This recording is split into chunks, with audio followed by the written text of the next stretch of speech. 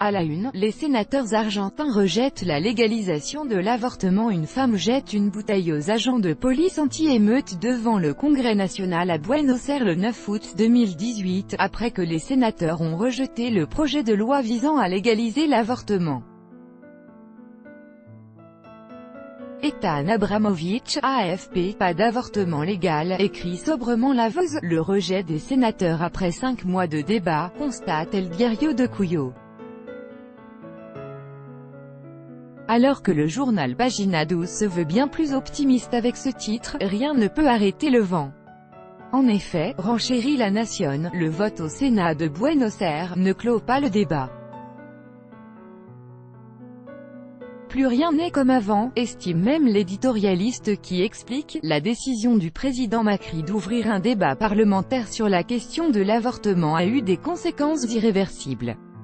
Car le sujet n'était non seulement abordé au Congrès, mais aussi par l'ensemble de la société argentine. Que la problématique de l'avortement, un sujet jusqu'ici quasi tabou, se trouve ainsi pendant des semaines sur le devant de la scène du débat public représente en soi déjà un changement majeur, souligne La Nación. Ce débat a eu pour résultat l'aveu unanime par tous les secteurs que l'avortement est un problème réel qu'on ne peut ni occulter ni éviter. La question reste maintenant de savoir comment le résoudre, poursuit le journal avant de conclure. Beaucoup d'élus qui ont voté contre la législation de l'avortement se sont dits favorables à une dépénalisation de la femme qui avorte.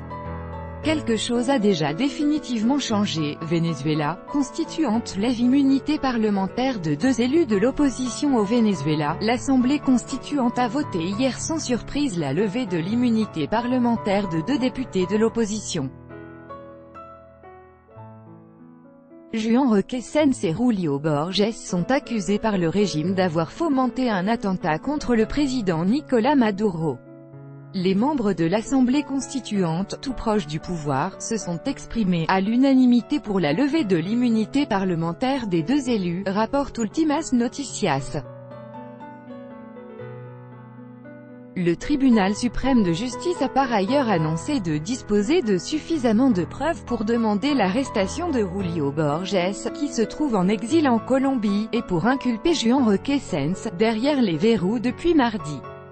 Le journal d'opposition El Nacional rappelle les bases constitutionnelles de l'immunité parlementaire, une disposition, souligne l'éditorialiste, censée garantir l'indépendance du corps législatif face aux tentations arbitraires des autres pouvoirs.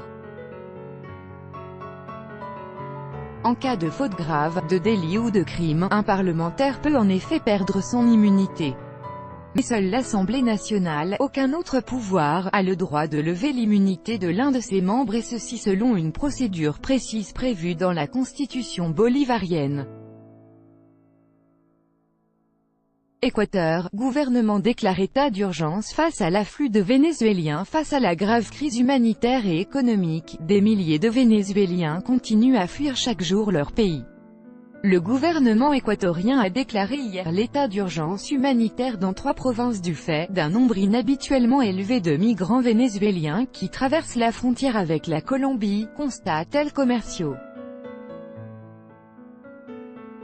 Cette mesure, explique le quotidien, vise à déployer immédiatement de l'aide médicale et sociale. Selon le ministère équatorien des Affaires étrangères, Quito sera épaulé dans cette démarche d'urgence par l'Organisation internationale pour les migrations et le Haut Commissariat de l'ONU pour les réfugiés. Depuis le début de la semaine dernière, ils sont au moins 4200 à demander d'entrer sur le sol équatorien chaque jour, raconte El Universo. D'après les témoignages recueillis par la journal, ces Vénézuéliens sont partis de chez eux en raison de rumeurs selon lesquelles le nouveau président colombien, Iván Duque, pourrait fermer les frontières avec le Venezuela.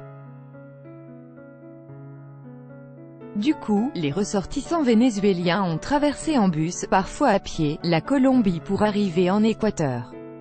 La plupart d'entre eux ne souhaitent d'ailleurs pas y rester mais veulent continuer leur voyage direction le Pérou où une importante diaspora vénézuélienne est déjà installée. Selon les reportages et photos publiés en une de nombreux journaux équatoriens aujourd'hui, la situation humanitaire est dramatique.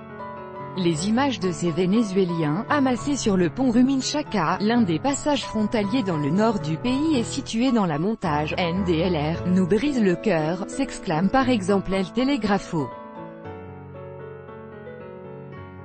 Des milliers de personnes, du nouveau-né jusqu'aux vieillards, doivent affronter le froid. Elles sont fatiguées, souvent malades, n'ont pas mangé ni bu. Elles n'ont plus d'argent et portent ce qui reste de leur vie dans un sac à dos ou une petite valise.